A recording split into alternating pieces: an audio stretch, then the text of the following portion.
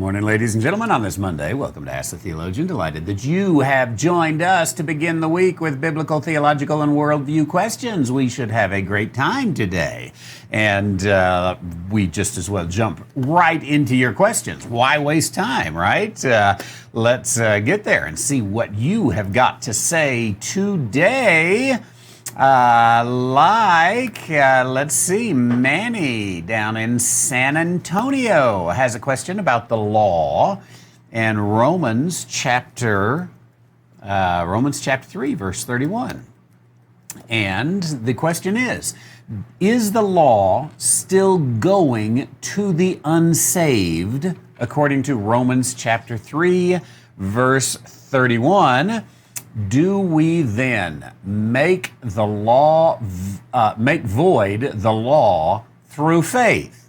God forbid, yea, we establish the law. I think, first of all, I'm going to pull up my notes on here from when I previously taught this, but the question that we have to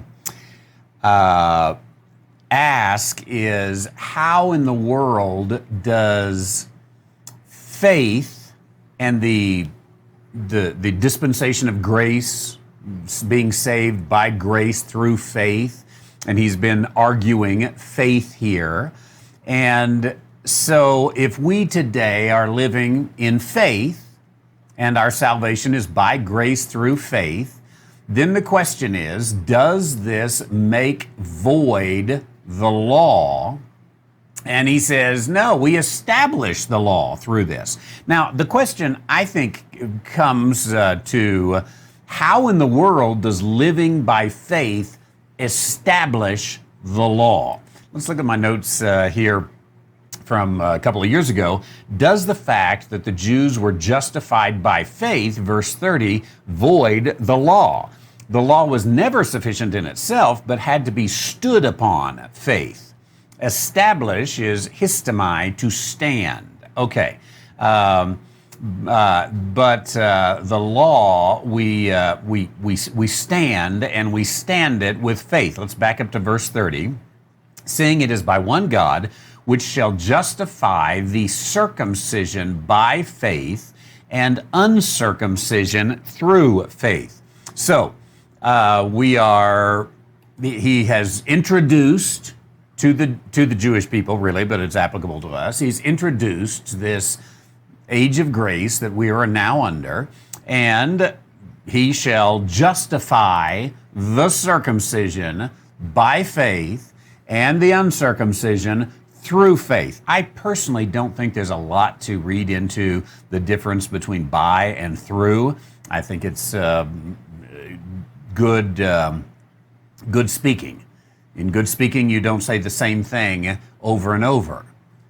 In good speaking, you don't say the same thing over and over. In good speaking, you don't say the same thing over and over.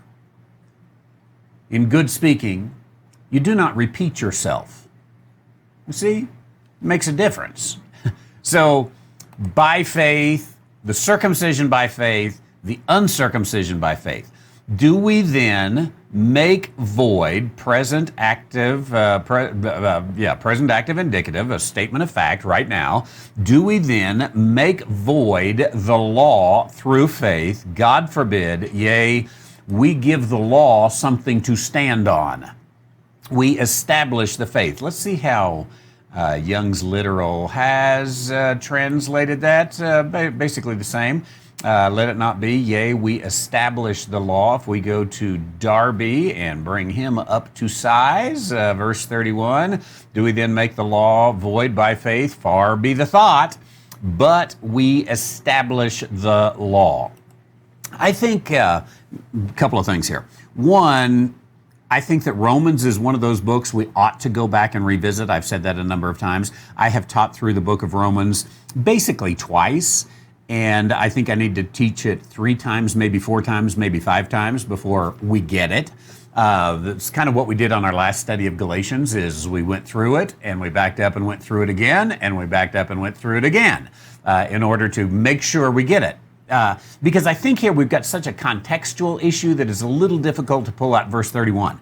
But is the law still going to the unsaved according to Romans 3:31? I don't think so. In fact, I don't think that's what I meant to say is, no, the law is not still going out. The law is of no value to us today, nor is it of value to the Jews in that day. However, excuse me, let me say that different. Nor is it of value to the Jews today. So the law, not of value to anyone today as it relates to salvation. However, our lovely little chart here, the book of Romans was written in this time of transition. And so the Jews here were living under the law, and grace had been established. And so I think you got a lot of this transition stuff that is going on and taking place in that particular verse that's going on right there. But all to how that verse relates, I just don't think that it speaks to the law going to the unsaved. You remember that later on in the book, Paul is going to, if I can get all my settings right there, later on in the book, Paul is going to talk about the diminishing of Israel. That's that transition, and it's going to be slowly fading away. Even in the book of Hebrews, it says that the old covenant is waxing away. That is, it's, like it's like the moon, waning and waxing, and it is slowly ebbing away. He says it's diminishing of the nation of Israel, and that the law is doing the same thing. So we live in a day today when there would be absolutely no purpose for the law to go out to Gentiles. What would it do? The only purpose of understanding the law is an educational purpose to understand the transition of what God had done, how he protected the nation of Israel using the law, and that now that faith has come, the law serves no value. And so I appreciate that. Eric had a comment. I don't know, this might have been left from a previous engagement, but said, wow, publishing already. We were able to jump on it because you all were generous in your giving, and for that we are most grateful. And we had talked to the all of the suppliers on what we need and how we need, and we were ready to pull the trigger, and we did just that. And so we've got a couple of books like this one printed right here. Isn't that nice? And I like this one too. Our first children's book, My Mark book, a children's Bible study of the Gospel of Mark. And a child would take his King James Bible and go through and fill in the blanks. This one will go up on the website this week. It's not there, but lots of good stuff. And the author, there's an alabaster for you. The author, Carol Feenstra, who is Roger Feenstra's wife, has just finished a 13 tests on each of the weeks. Therefore, a homeschool family could use this for their Bible study class, elementary age, and could put that and say, here's your daily assignment, here's your, at the end of the week, we'll give you the test, and voila, you got all that printed right here, thanks to your generosity. I'm excited about all the good things that we are going to be able to do because of that. While I'm just announcing things, I should tell you, if I can reach all the way over here, that, let's see here. There we go. I got an extension to my table. I don't have to reach across now. I just go right here. This is the on sale book this week, Ever Reforming by Andy Woods. That's one we had done out of house because we did those previously, and we did this one. Yeah, see, they look like books, don't they? Yeah, isn't that nice? Appreciate the nice comment there, Eric. And also from Manny in San Antonio, do you believe that people can bring bad spirits into their home? I don't. I think that, however, let me say, I think that people can bring bad stuff into their home, which gives a bad spirit, lowercase s, into their home. Certainly I do. personally do not believe that evil spirits are able to operate in this age of grace the way they were able to operate in the age of the kingdom offer. Now, I can't totally prove that from Scripture, and if you, it is a theological conclusion, but I just went to DuckDuckGo and searched Randy White's demon possession. And right at the top, demon possession, Randy White Ministries. This is an older one here. In fact, that's not the one you want, actually, because that will get you nowhere. But somewhere along here, there's a quick look at demon possession. Demon possession, plain and simple, the YouTube version, probably would be the one you want. There you go. And so on YouTube, demon possession, plain and simple. Now, again, that's a number of years ago. I was in Katy, Texas at the time that I did that. And but I think my position on it would still be the same. So that's on demon possession. You can find out more about that and my position of why the spirit world is not working the same way. It is working, but it's not working the same way in which it was prior to the cessation of the offer of the kingdom. So I put that demonic activity as we see it in the Gospels and in the book of Acts to relate to the offer of the kingdom and not this age that we are in. Now, again, that's a theological conclusion. A person could come up with a different conclusion and disagree with me. They just need to make sure they've got a good handle on it and can prove that this is exactly what is happening. And there are certainly some implications that go with all of that.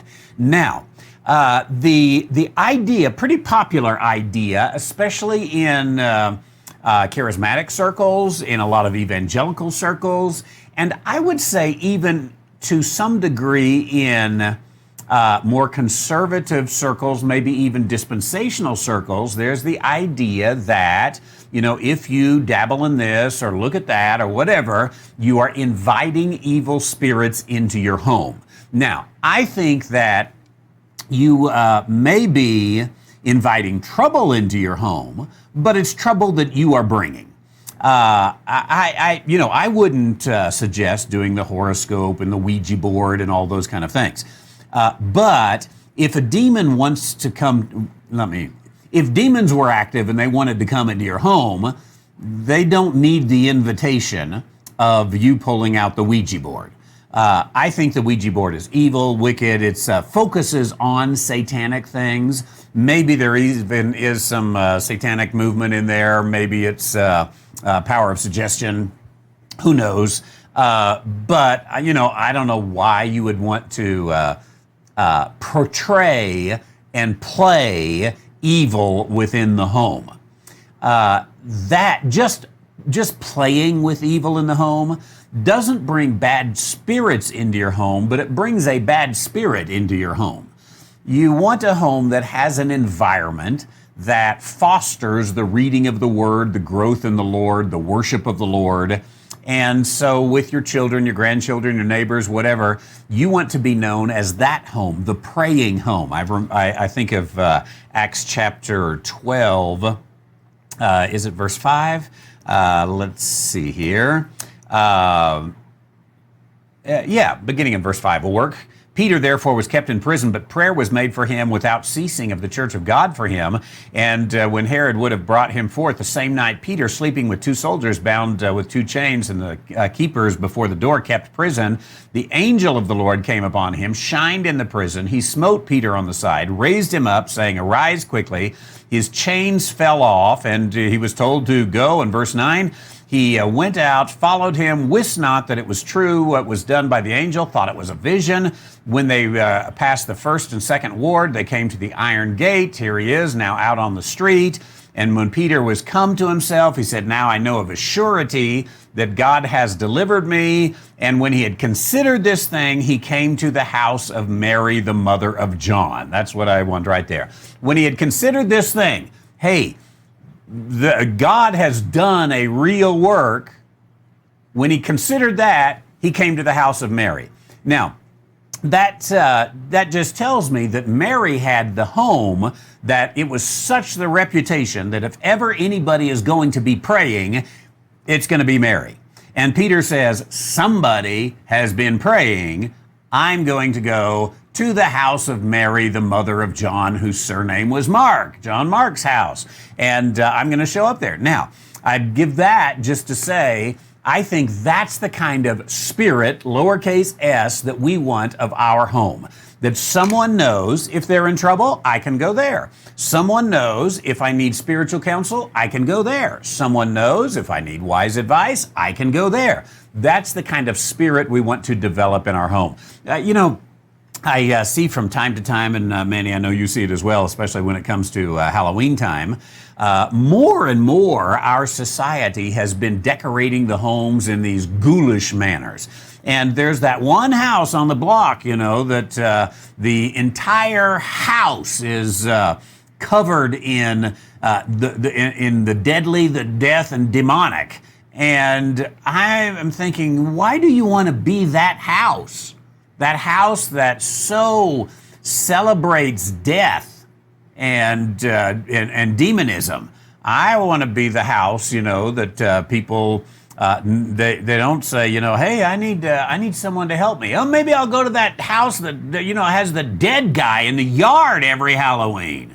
Why do you want that kind of spirit of your home? So, do I believe that people can bring bad spirits into the home if you're talking about bad demonic spirits? No, I don't believe so. If you're talking just about a bad spirit in the home, which is very close, then I would say, yes, I do.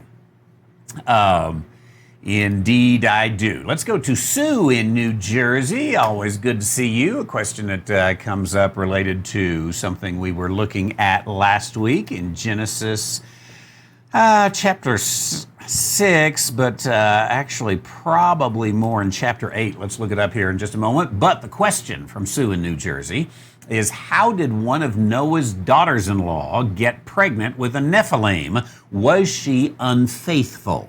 Now, last week, I think it was last week, we were talking about the Nephilim continuing on the earth, perhaps even to this day. And I went to Genesis chapter 6 that talks about in that day there were the Nephilim and after.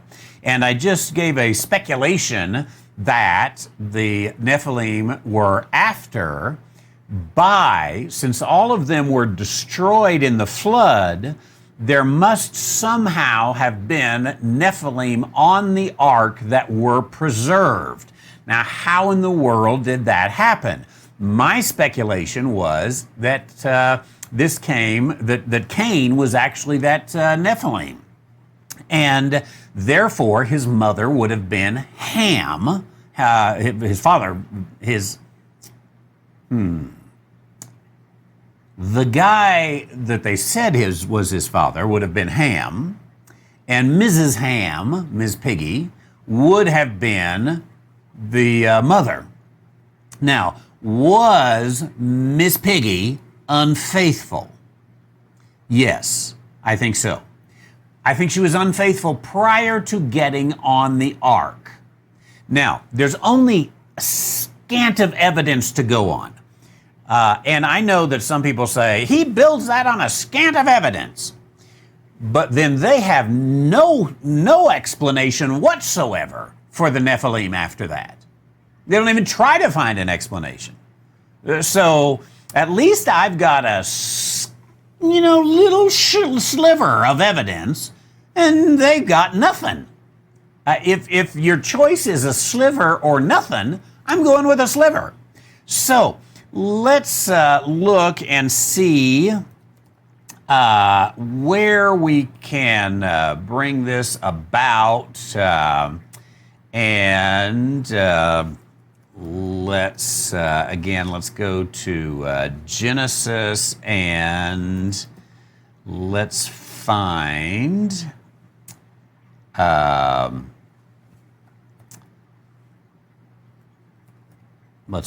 there we go, Canaan. Genesis chapter 9. verse 18. I think, did I say Cain earlier? I meant to say Canaan. So they have been on the ark in Genesis chapter 9, spent their 150 days there. Now they're about to leave the ark. Verse 17, God said to Noah, "This is the token of the covenant which I have established between me and all flesh that is upon me. And the sons of Noah that went forth from the ark were Shem, Ham, and Japheth. And Ham is the father of Canaan. These are the three sons of Noah, and of them the whole earth was the whole earth overspread." Now, why does it bring Canaan in here when it's talking about those who go forth from the ark? Shem, Ham, and Japheth, and Ham, the father of Canaan. There's no need, no purpose, literary purpose, to jump ahead to say, oh, and later Ham is going to be the father of Canaan. It doesn't serve any purpose because, Shem is going to be the father of some people, and Japheth is going to be the father of some people, and Ham is going to be the father of some other people. But here, in the context of talking about leaving the ark, they went forth from the ark. His sons were Shem, Ham, and Japheth. Oh yeah, and Ham is the father of Canaan. Sure looks to me like Canaan was born on the ark. And that would say that his wife was unfaithful prior to the flood, that she gave birth to Canaan, and Canaan was a Nephilim. You will not find Nephilim in the Bible from that point on that are not descendants of Canaan. Every one of them goes back to Canaan, whether it's the Anakim or the Rephaim or any of those. They all those Nephilim, post-flood Nephilim, all come back to Canaan. So I think, again, we're connecting a few dots here, and there's not an explicit testimony of the explicit action that is given in Genesis chapter 6, 7, 8, 9, but sure does answer the issue, doesn't it? And nothing else answers the issue. We know they're Nephilim. Where did they come from? Is this just a fluke? Is it they're not really Nephilim? Is it actually some sort of genetic mutation that has nothing to do with the sons of God? If this is, let's take that route for just a moment. Let's say that the Nephilim after the flood is just a human genetic mutation. If that's the case, then God is practicing eugenics and ethnic cleansing, because God says, kill the Nephilim. Now, can you imagine that with God if this is a mutation, like let's say Down syndrome? Is there any way we could even begin to imagine a God that says, if someone's got Down syndrome, kill them? That's only what Democrats do. That is what demonic leftists do, is they say, kill people with Down syndrome because we want the perfect race. I tell you, leftists are just the most satanic group of people in our world today. But don't get me started. It's easy to get me started, but don't get me started. Can you imagine a God like the leftists? Said, man, if you got a Down syndrome baby, stick salt in it. Hurry, kill the thing. We don't want that gross thing on this earth. That's what leftists say. I mean, no, don't paint any kind of pretty pictures. Oh, it's for the benefit of the child. No, they want to kill Down syndrome babies. That's what leftists do. Now, can we imagine a God like that? So if Goliath and the Nephilim, if that's just a genetic mutation, and God is saying, I want you to kill the entire lot of them because they've got a genetic mutation in them. That's disgusting. But if they've got Satan in them, then it makes perfect sense, and it's very legitimate for a holy God. So I think you've got to go with they've got Satan within their DNA. And therefore, we got to get rid of every one of them. And I think, right here, Canaan is the answer. Why is he stuck in right there? Now, again, it's that much evidence, but that much evidence is better than no evidence. So someone has a better answer. I'm happy to see that. But I think that we, certainly have a lot that goes on there. And you're right, Sue, it does open a lot more questions about why would God allow her to live? Why does God allow, Miss Piggy to live? Now, that joke's just too easy not to go with, right, Miss Piggy? So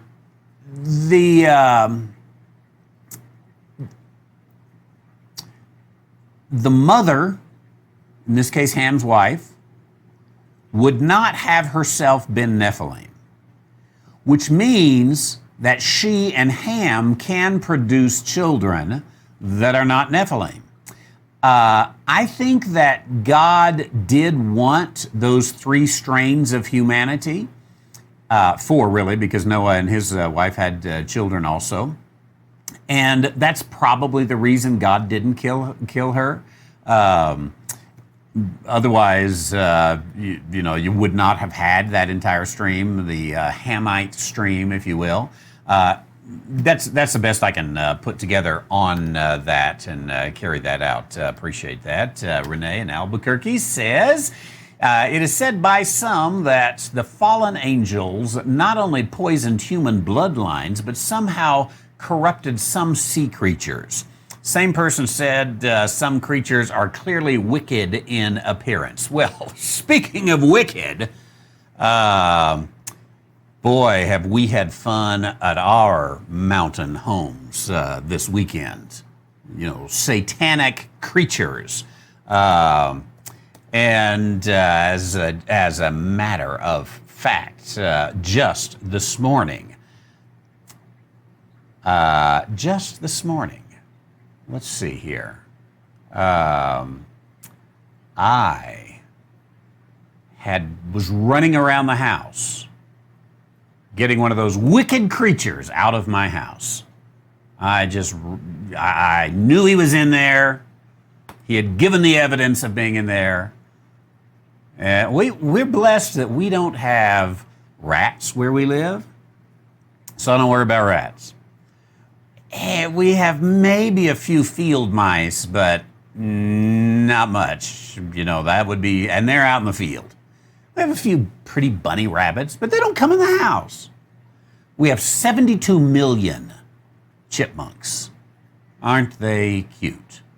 And one got in the house. I knew from yesterday he was in there. And finally, I got the little demon. I think I got off track on that question, didn't I? Oh, but that's better than Nathan, his experience this weekend, because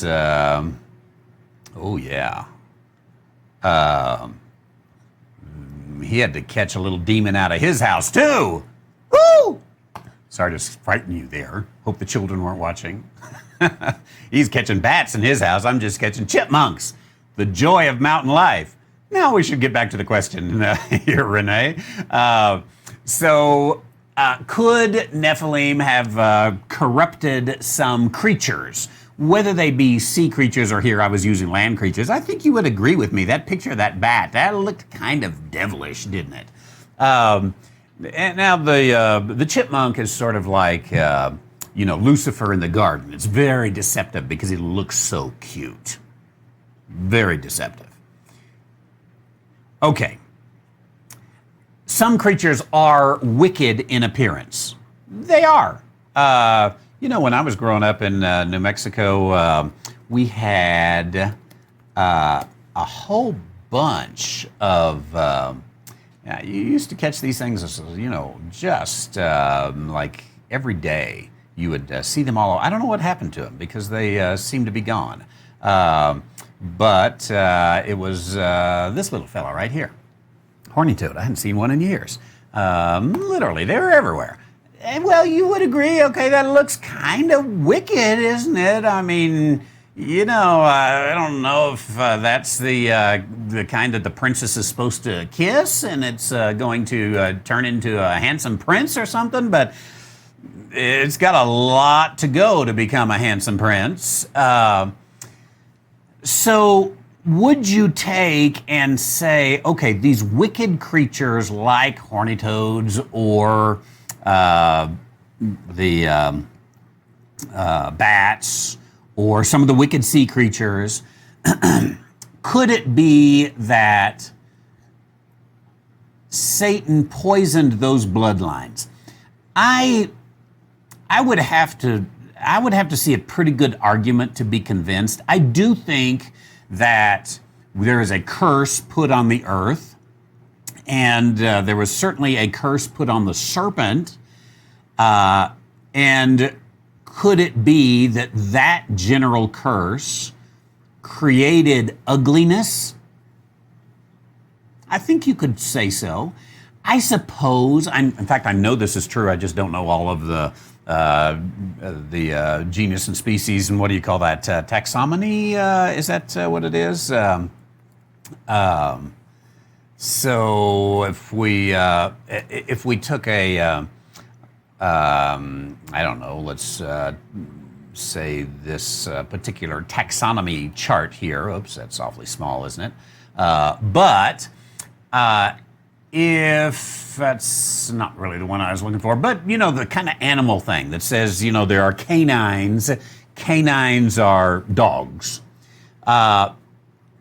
And within that, is that the species? I'm not sure. Let's call it a species. Within that canine species, there has been a lot of mutation, if you will, from interbreeding. And some of that has created some very ugly looking canines, you know, like an English bulldog or something. And that interbreeding within a species created ugliness. I think, if I'm not mistaken, all dogs come from wolves. That's kind of the top of the canine line. Well, a wolf is not ugly, but some of the offspring of a wolf is ugly when, you know, cousins get together and all that kind of thing. Now, my point is that there is a curse on this world, and part of that does have to do with inner species mutation. And that's the kind of thing that I think you've got in ugly creatures that brings that about. Now, we would need a taxonomy, that word, specialist to kind of help and make sure I'm not off there. This is Ask the Theologian, not Ask the Biologist. But that's really my thinking right there. I appreciate it. Thank you. Let's see. I am not sure. Bev, retype your question. Nathan's interpreting for me. The question, as it was typed, said, is there a family fate for John Nelson Darby Academy? Like, well, no, they actually come out pretty good. You know, it's they do just fine. No family fate involved. But Nathan tells me it's a family rate, family rate for the John Nelson Darby Academy. There is, but it begins with 3 children. And I forgot. I think that the third child is half price, and then maybe the 4th child is even free. It's something along that line. I'd have to look that up for sure, but there is. But the first 2 are full price. Sorry for those of you with only 2 children. You should have 3 children or 4 children. Right, Nathan? Just a little hint to my son. Daughter, are you watching? Thank you. Let's go to Jeff up in Trinidad. Good to see you, my friend. and the pastor of the Stonewall Community Church in Stonewall, Colorado. And that is a beautiful little town, too. And it is named Stonewall because it has a stone wall, right? Let's see, there's some pictures of Stonewall. I was trying to find the best picture of the Stonewall. Anyway, if I'd lived there, I think I would name it Stonewall. And I'd go to the Stonewall Community Church to hear Pastor Jeff. Now, the question is, my wife and I are ministering to a local family who lost their husband and dad on Friday night. God bless you as you minister to him. He died in his sleep and was a believer. Some have said that it was God's plan for him to die. To me, that sounds Calvinistic. Can you explain again how God works in the dispensation of grace regarding life and death? Thank you. Thank you again for ministering to them. And what an encouragement that he was a believer. I do not believe that we have a particular time. Now, there are a number of scriptures. Let me pull one up here and see. Let's try Job 14, verse 5, perhaps, and see if that helps us out. And Job 14, 5, not John. Okay. Seeing his days are numbered. This is probably speaking about man, I'm not sure. Seeing his days are numbered, the number of his months are with thee. Thou hast appointed his bounds that he cannot pass. Turn from him that he may rest till he shall accomplish as a hireling in his day. So his days are numbered. Seeing his days are numbered. Let's pull up my notes here. I believe I've got a note on this particular one. I believe. And what did I say? Job 14:5 is related to 7:1. In that it does not imply a fixed count of days, but a dependence upon God for any days, months, or years. Because man's so utterly in God's hand, and God has given him, because of his sin, a shortness of days, Job pleads for rest enough to accomplish as a hireling in his day. Job's prayer is that something hopeless Job's prayer is somewhat hopeless, but also filled with realism and acceptance. Many are frustrated with life because they look for greatness instead of simply living faithfully day by day. Now let's go back to Job chapter 7, verse 1. And this one is even more clear. Is there not an appointed time for man upon the earth? Are not his days also like the days of a hireling? Now, here on the notes on the left side, Job asks, are his days also like the days of a hireling? Oops, got to start at the beginning. Job communicates to his friends the challenges in life as an option to their point of view. Job asks about an appointed time to man upon the earth. Is there such a time? Consensus theology, rather than biblical, says that there is a fixed number of days. This verse in the King James Version seems to indicate so, as well as Job 14:5. However, neither explicitly says so, and the Bible gives no other indication that God has set the exact number of days that we should live. Such a fatalist mindset causes one to reject medical care or measures toward good health. It is also noteworthy that the Hebrew is more toward, are there not hard times to man upon the earth? Young's literal said, is there not a warfare to man upon the earth? Since the word is relating to fighting. In parallel then, Job asks, are his days also like the days of a hireling? That is, Job's view of mankind's existence under the fall is that challenge exists for every man. I think all of those passages, is there an appointed time? Is there not an appointed time? All of those passages basically say, we live under a curse, it's going to be a tough life, and we're going to die way too soon. Now that is true, because we live under a curse. We to whatever degree, bear the sweat of the brow that we've got to work by, and in the end we die, and we die too young.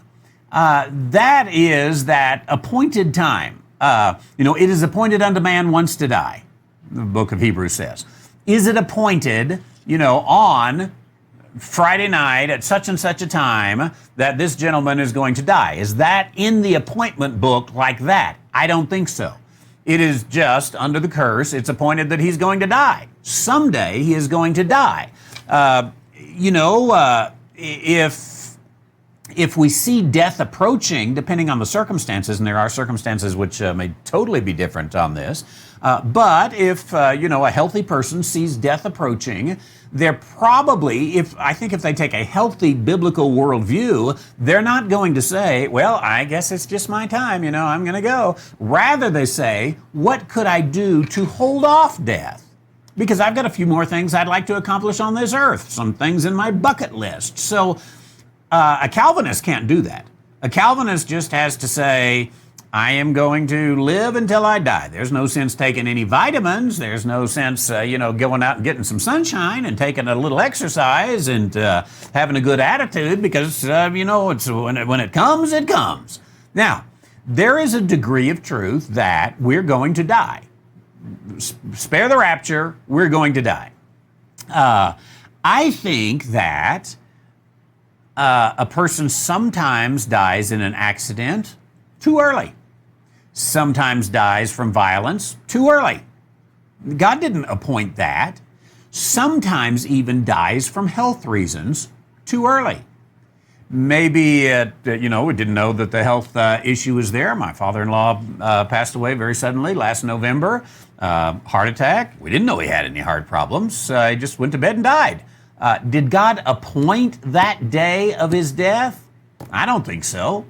I think that, in different circumstances, maybe, take him to the hospital, get some stent surgery, he'd be here today. I don't know. So I think, again, that is, what did I call it on my notes? Consensus theology. Consensus theology does say, it was just his time. Now, be careful as you minister to this family in that. I am very removed from it all, of course, and so I've spoken pretty bluntly. Usually in the time of death is not the time to speak bluntly if the person, has just experienced the blunt force trauma of losing a loved one. So when someone in this, let's say the family is there and maybe one of the family members even comes in and says, it was his time. God was ready for him. I wouldn't stop and say, wait a minute. It wasn't his time. It's a means of dealing with grief that sometimes, if it helps to say God appointed this, they carry that out in their mind, and sometimes, strangely enough, that provides them some comfort. In a sermon, sometime weeks or months down the road, you can address the issue. Somewhere unrelated to it, you can address the issue. Probably up close, you can't, unless they're asking. Now, sometimes people in times of grief do ask very specific questions. Was it my dad's time to die? And if I was asked that question, if I was ministering to the family and the son or daughter came and said, preacher, tell me, was it my dad's time to die? I would say, I don't believe that God gives us a time to die. Rather, we are all going to die. The rapture may come first and change that, but outside of the rapture, we're all going to die. And your dad had the blessing of dying what looks like peacefully. Yeah, he died in his sleep. He died without having to think about it. He died without pain and suffering that went with it. And in all of the pain that we have today, which one of us wouldn't choose that kind of death? That we just lived a good life, we finished it out with a good week and a good day, and we laid our head down on the pillow with some plans even for tomorrow, and we didn't wake up. There really is kind of a blessing to that. a release to that that we can rejoice in. Now, was it his time? You know, maybe if he gone to the doctor on Friday, maybe they would have done a little test and said, hey, man, you've got some blockage or you've got an aneurysm and we can fix this. We can do something about it. And that time could have been extended to some degree, perhaps. And sometimes not. We can only extend it so far. And I'm not particularly sure that we want to artificially extend life too much. I'm kind of a believer that let's live and let's enjoy and let's grow an African violet and maybe we'll even live long enough to see it bloom. And then someday we'll die and somebody else has to take care of the African violet. And we'll smile from heaven. God bless you as you minister to that. I do put aside that, I think it is a very Calvinist point of view that speaks of an appointed day of death for each one of us, because Calvinism has no free will whatsoever. Calvinism only has robots, and that's from the day you're born to the day you die. God has scheduled out absolutely everything. Weird kind of view of God. If you ask me. Let's see. Greg in North Carolina says, is that the same house that Jesus and his apostles had their last meal together before his arrest? This goes back earlier to the program.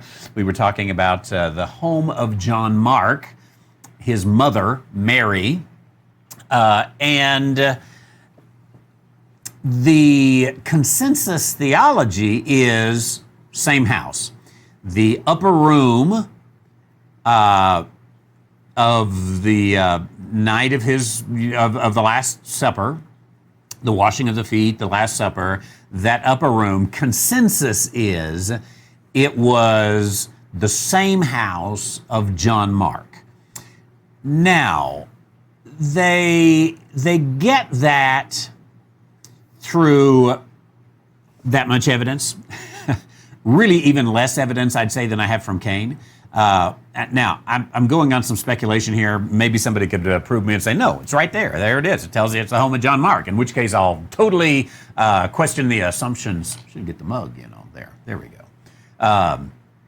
And change my answer. But as I recall, they get this from the night of the arrest, and they're in the garden, and it says that they all forsook him and fled, and there followed him a certain young man having a linen cloth cast around his naked body, and the young men laid hold on him, and he left the linen cloth and fled from them naked. Now, consensus theology is this is John Mark. And then, assuming that's John Mark, then they say, well, this young man followed him. Must have followed him from the house. And it must have been his house. So they must have been at the home of John Mark. So this is coming to a conclusion and then building upon that conclusion. Now, again, I've done that a little bit with Ham and Canaan just a bit ago, but I happen to think that young man is not John Mark. So you bring two separate conclusions. You say, okay, this certain man is John Mark. And that's his kind of signature of the Gospel of Mark. That's what they tell you. Now, I disagree. But if it's John Mark, then maybe you can build the case that they were at the home of John Mark. If it's not John Mark, then you've got nothing upon which to build that case other than to say, Well, at one time, Jesus went to the home of John, or the apostles went to the home of John Mark, so maybe this was it. I mean, you got that kind of maybe, but there's no evidence at all other than we know they were at the home of John Mark. The apostles were at the home of John Mark in Acts chapter 12. So what if this is not John Mark? I happen to believe, by the way, that this is Lazarus. I have got an article on that, and I believe yes. So I found this. You might be careful at how you search this one, but I put Randy White, Lazarus, naked man. And I got the article right there. Who was that naked man? At Dispensational Publishing. My hunch is you could go to Dispensational Publishing and just type naked in the search bar, because I don't think we have a whole lot about naked men on Dispensational Publishing.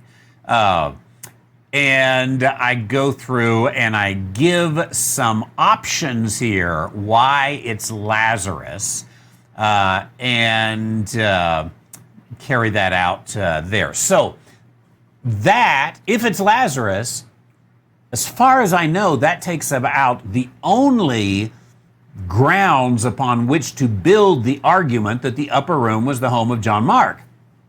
Maybe it was the home of John Mark. It was certainly someone's home. I don't know that it was the home of John Mark. Maybe it was the home of John Mark. I wouldn't take that as gospel truth if I heard it, certainly. Yeah, I don't think so. Back to Sue up in New Jersey. Did Jesus have long hair, or don't Jewish men have to keep their hair short if a Nazirite vow is not taken? Now, Jesus was, I think we can pretty definitively say Jesus was not under a Nazirite vow. John the Baptist was. Jesus turned water into wine, for one, and Nazirites are forbidden from wine. I don't think there's any evidence, and probably more evidence against Jesus being under a Nazirite vow. So, yeah, I don't think that Jesus was under a Nazirite vow. I think that if you go back to what we know of the style of that day, hairstyles of that day, and we do know a little bit, surprisingly, you would find that, let me see here, just pulling up a few pictures, and let's try this one right here, if I can get it large enough. It was a small picture, there we go. Here is, some Roman artwork of some of the Roman Caesars, and I searched first century Roman Caesars and came up with this. Now, certainly the Romans, here, this guy, whoever he is, I'm not sure, he's got the longest hair, but, not much. Now, these would have been Romans. They're shaved, and from what we can tell, the Jewish men did not shave, but the Greco-Roman men did shave. But there's nothing that we have from that day that tells us that Jesus might have had long hair. And I think everything culturally of that day, and probably even biblically of that day, tells us no, he had short hair. I think that iconic picture of Jesus, which one is it? It's probably, let's see. Let's go with this guy right here. It's not the older one that I'm thinking of, but it comes about perfectly here. Certainly, this is the guy we would recognize as Jesus, right? Got the beard, which he probably did. We know he did because they said they plucked his beard out. But the shoulder length hair, that's very typical of again, the depiction. Now, there's a story behind that picture. I won't take the time to look it up, and I don't remember it enough up here, but there's a story behind that picture that basically, the guy got an artist of someone, the artist got a model of someone he thought looked like Jesus, and he painted that on, and it just became the picture of Jesus. I think there's nothing to go on other than that was the artist, and that shows you how gullible we are to take a picture or something someone says and take it as the gospel truth. As long as you print the picture long enough or say it long enough, that is what he looked like. But I think Jewish customs, probably all through time, Jewish customs, for example, there's the instruction in the Torah not to cut the corners of your hair. So we see today the Hasidic or Orthodox Jews with they would consider this the corners, and it's growing down. They don't cut that. It's usually curled up just to keep it from hanging straight down. Now, here, this guy just didn't cut any of his hair, not the corners. There's a little rabbinical teaching in that corners of the hair and what all that means. I think that it is very likely that all through Jewish history, ancient Judaism up through now, that Jews kept their hair short and maybe allowed this to grow. And if you don't, this never shows if you leave everything long. Doesn't make any sense. Paul, of course, speaks a little bit about short hair on a man, helping us a little bit with the cultural significance and understanding of the day. And so, yeah, I'm going to go with, no, Jesus probably had short hair. Charles says, I was thinking about this just Friday or Saturday. Show us a few pictures of the new printing process. I will, but I don't have them right now. I'll save that, and I will get that together and I'll make a little video of how it's done. We just put 25 books off the printing press today that will go into the binder and take care of all of that. And be ready to go. Lots of questions today. Let me take Barney's question in Iowa. Good to see you, Barney. Looking for 2 different one-on-one Bible study booklets, workbooks, one evangelistic, one introduction to the Bible with right division. Any idea? Well, an evangelistic one, I tell you what I'm going to do is I am going to find out from my friend David Reed, who has some gospel evangelistic booklets from a rightly divided point of view. And I'm going to find out what he most recommends there. So I'm going to get back to you on that. An introduction to the Bible with right division.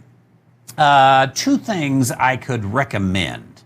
One is our book, The Bible Graphically Presented. Now, the only thing about this is the Bible Graphically Presented is one that I have put out, and it is just the Bible in chart form for you to teach the various charts. And you could pick and choose which charts you wanted to teach and,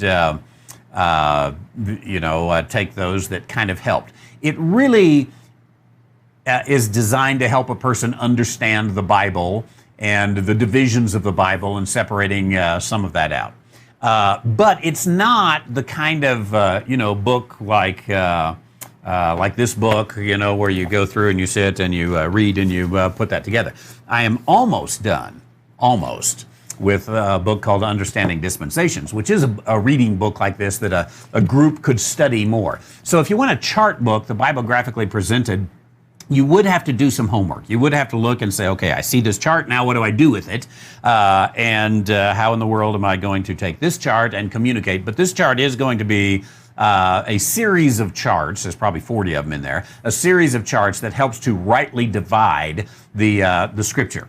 Then another one that I would recommend, and this one is on Dispensational Publishing, and that is, let's see here.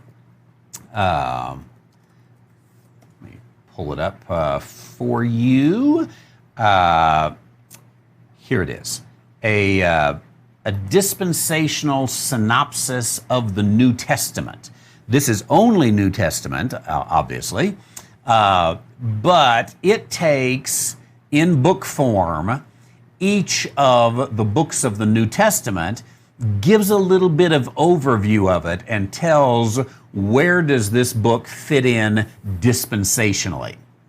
On that particular book, you might be able to, depending on the congregational circumstances, you might be able to just hand that book out.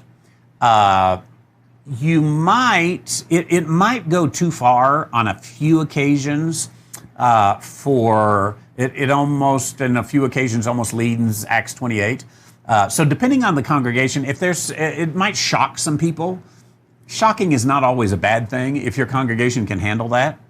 But get a copy first, read it. You might want to boil the material down and then teach it. And that way you can massage the information for an evangelical audience. Let me just speak to that just a little bit, that sort of side issue there. My friends, and more so even those who hear about us and say, oh, Randy White rightly divides the word, and so they come. Then they, along the way, they'll recognize, he's the pastor of a Baptist church, he's got a Baptist background, came from an evangelical background. I don't know if he's quite divided enough.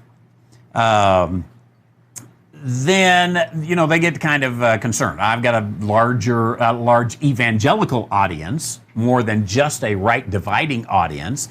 So the problem is the evangelicals come and say, I think he's a heretic. The right dividers come and say, I think he's a heretic. So I'm just a heretic for everybody. For those right dividers out there, especially if you carry out a ministry or something like that, let me say to you, be kind to the evangelicals. Why? Not because they're right, they're utterly wrong. But they're also utterly confused. And when someone is confused, you're kind to them. And you're kind to them because you want to bring them along. And sometimes you have to spoon feed them. Had a comment on our Connect program with Tony in Georgia about this the other day. Sometimes you can't just dump the whole load right there, because that's they don't know how you got there, that thought process. So take them slowly, one step at a time, get them there, lay out a question. You don't even have to answer it, but, put out, looks to me like we're going to have to think about this and maybe make a different approach than we've been taking. I don't know. Let's just pray about it together and search the scriptures together, because it does seem like, we got a dilemma here. And let them wrestle with that a little bit, because I'm convinced that there could be a host of evangelicals that would come over to rightly dividing if right dividers will not just beat them up over the head or put out right division in its fullest degree of understanding and say, here it is, you idiots, why don't you understand this? It doesn't work. So, if you want more right dividers, inch by inch, life's a cinch.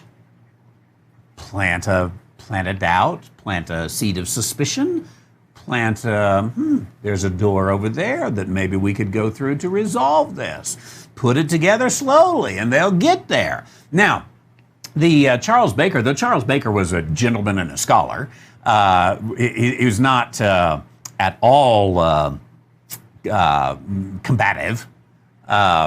He he nonetheless was writing, the full kit and caboodle, so to speak. And so might, even though he's a scholar and a gentleman, it might read this before you hand it out to the congregation. Say, oh, does this work? Can my congregation handle this? Or do I need to do a little bit of interpretive work as I get there? To borrow from Paul, you follow me, I'll follow Christ. Maybe sometimes as pastors we need to stand up and say, you follow me, and we're going to stop right here.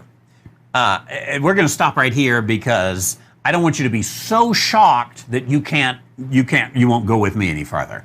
So that's just a word to the wise there. Now, the challenge comes in, for example, in pastoring my church, that my congregation, and by the way, a little congregation is so much easier to lead to right division. I pastored to large churches. I know, man, if you can look them all in the whites of the eyes and make sure they're nodding their head and going with you, then you can lead that congregation. Now, the problem is my congregation is now, fully understanding of right division. But we get new people that come in. And any right dividing church has to deal with this. You get new people that come in, and they then hear it and say, what? What is he saying? I loved the first Sunday because it was real, full of info. By the second Sunday, I thought, that info goes against what I've been taught all my life. Do I want to deal with this or not? Too many people don't want to deal with it, and they're just like, oh, I'm out of there. Others, then they begin to ask questions, and you kind of have to back up and draw them along through the way. So, Barney, I'm gonna work on that. An evangelistic book, rightly divided, on the Bible, rightly divided. Again, a dispensational synopsis of the New Testament, or my book, The Bible Graphically Presented, which of course will be on, if I can type there, it'll also be on dispensational publishing. We've got a number of these graphically presented books, and about to come out with the Psalms graphically presented. But here it is, the Bible graphically presented. And let's see, it probably says in there somewhere, I don't see it, but 45 charts. There's you can even download a free sample and see if that is something that you're interested in. There's the contents of it, so you can look at all that. And then it's charts that look like this, dividing the Hebrew scriptures, the Old Testament, into the pre-national and the national. That's the entire Old Testament right there, pre-national and national. Then let's take the pre-national portion right here. Here's the pre-national, and let's divide it into pre-Jewish and Jewish. And then let's go down and take the Jewish portion and divide it into theocracy and monarchy. And then I suppose in the theocracy, we can look at the judges. There's the end of the sample there. So that's how, as you can see, you would have to go through and do a little discernment of how exactly do I teach this. And of course, the sample here is only for the Old Testament and a portion that's not completely related to right division for evangelism and understanding the scripture, especially, other than it does from the beginning help them to see that we take the Old Testament here and we are going to divide it into two, pre-national and national. So we're learning how to divide. We're going to take the national and we're going to divide it in two, between the pre-Jewish and the Jewish, on and on we go. We're going to take the Jewish portion and we're going to divide it between the theocracy and the monarchy. And so it begins to develop that idea that, hey, I need to divide in order to understand. Barney, thank you for your ministry in Idaho.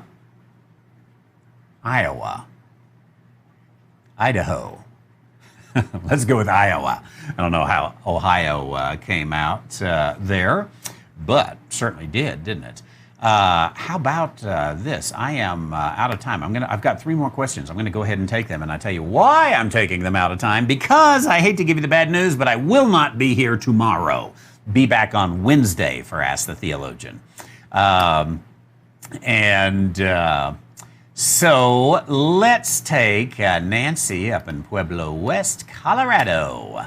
I was in your neighborhood on Friday. That's why we didn't have Ask the Theologian on Friday. I was helping get that house of my mother-in-law for sale. It seems to me that there would have been interbreeding among Noah's entire family, and the entire human race would have Nephilim DNA. What do you think? Now, that's an interesting point that I hadn't thought of. Thank you, Nancy. Could it have been that the Shemites interbred with the Hamites? I think that Genesis chapter 10 would probably tell us whether or not that is so. Genesis chapter 10 is considered the table of nations and tells where the nations came from. That's why we call that. These are the generations of the sons of Noah, Shem, Ham, and Japheth. The sons of Japheth, Gomer, Magog, Madai, Javan, Tubal, Meshach, Tiras. The sons then of Gomer. Later on, it'll have the sons of Magog. And it goes through the list in this really amazing family tree that's given in Genesis chapter 10.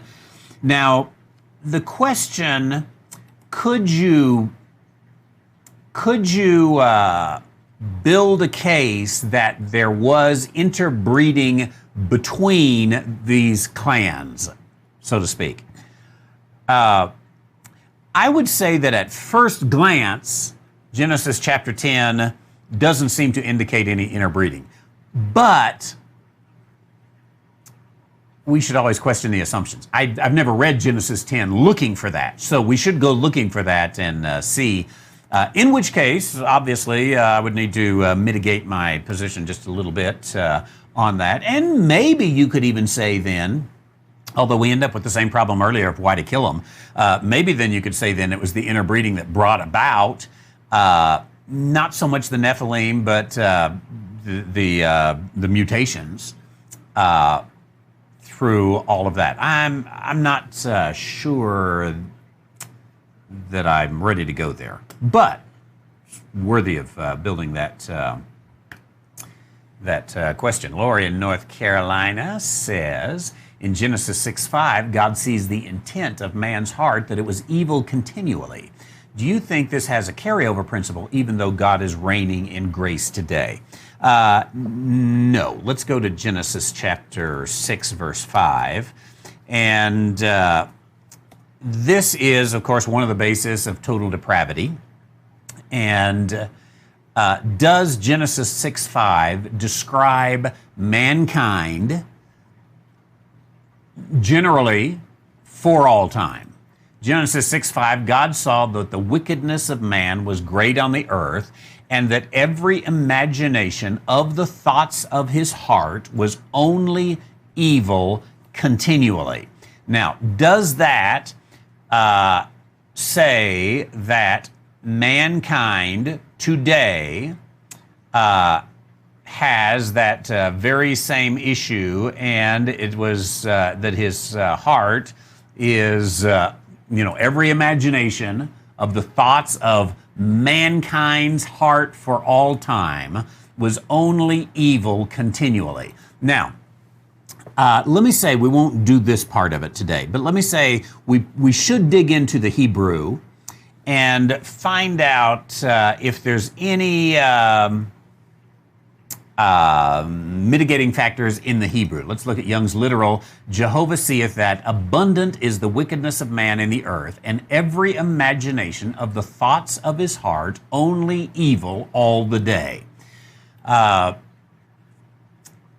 It's interesting, it goes on, and it repented the Lord that he had made man on the earth. It grieved him in his heart. If that is true of mankind all the time, outside of this context, then what good does the flood do to save 8 of them? Because if chapter 6, verse 5 describes today, then wouldn't verse 6 describe today? And, he still wishes he hadn't made us.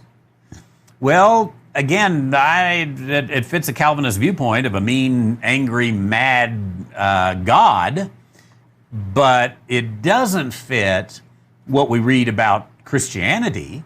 So I don't think this has a carryover principle for today. I think it is descriptive of the Nephilim.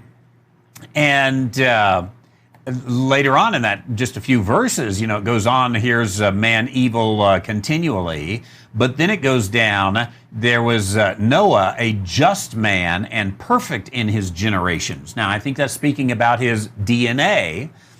So you've got, now basically what that says between verse 6:5 and 6:9 is the entire world is now polluted except this one family. So if we get rid of the entire world, we will no longer have that situation in which there is evil continually. And that evil, of course, comes to do with the blood of Satan, if you will, within them.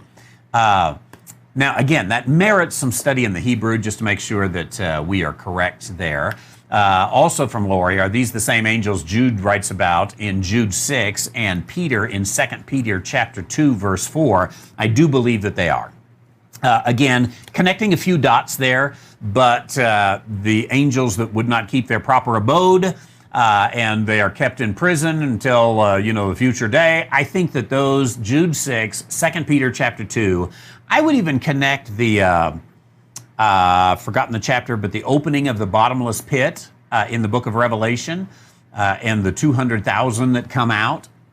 I would even connect those with all of that, they are released from their bottomless pit for 5 months to wreak havoc upon the earth, except for those who have the mark of God.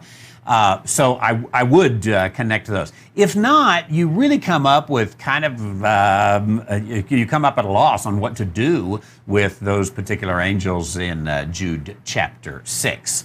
Okay, I think that I got all the questions today on this Monday. Once again, I will not be with us tomorrow. I'll be back Wednesday. I have got to take care of some things tomorrow so that I'll be ready to travel to Branson in just, a little over a week.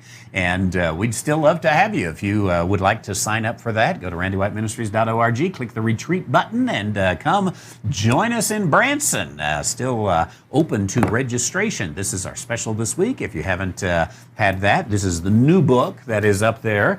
And, I don't know if it's there yet, but it's soon to be. And that is the paperback version of Keys to Bible Prophecy, which it's half the price of the hardback version, which we previously had. But now, because we can publish here, we can do that. And then this book will be going up right away, too.